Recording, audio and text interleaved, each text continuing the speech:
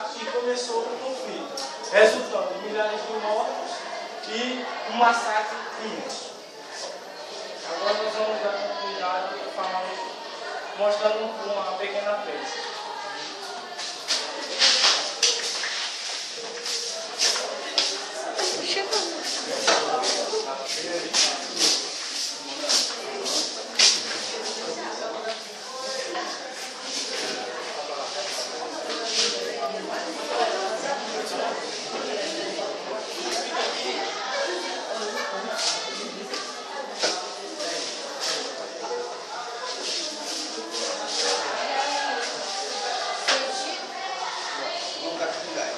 No fim do século XIX, em meio ao árido sertão baiano, estabeleceu-se a comunidade de Belo Monte, em reduto de prosperidade em meio à miséria do Nordeste.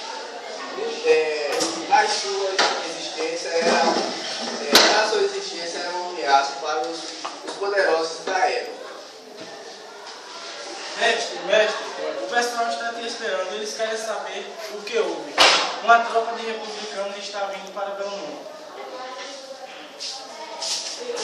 Meu povo construiu escolas, igrejas, cemitérios, sempre juntos, sempre dividimos tudo. As tropas também querem nos destruir, porém eu sei que vamos nos unir e vencer essa invasão. Enquanto isso, o coronel e o general se preparam para o ataque.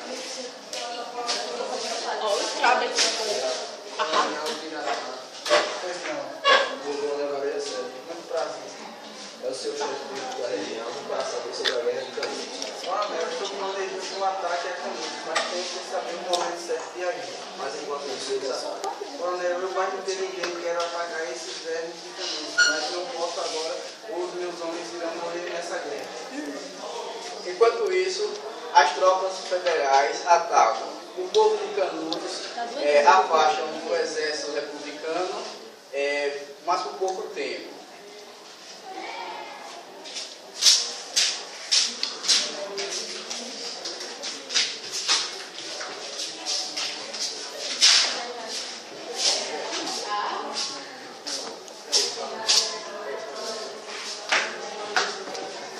Hoje vencemos.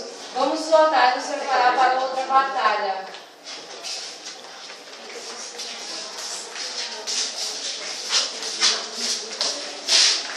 O exército realizou mais 3 expedições, sem sucesso, nem em Canudos. Porém, na última expedição havia um fato que mudaria tudo. General, estou preocupado. O que aconteceu? A guerra de Canudos teve um sucesso. Coronel, soube que dessa vez Antônio Conselheiro está nas últimas, dessa vez ele não escapa. Foi bom, uma boa notícia. E além disso, dessa vez vamos usar metralhadoras de canhões. Depois dessa conversa,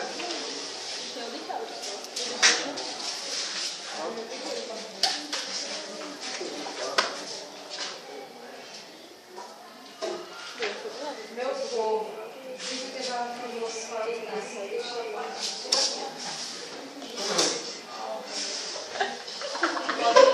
enquanto isso, as tropas republicanas atacam e massacram o povo de Canudos.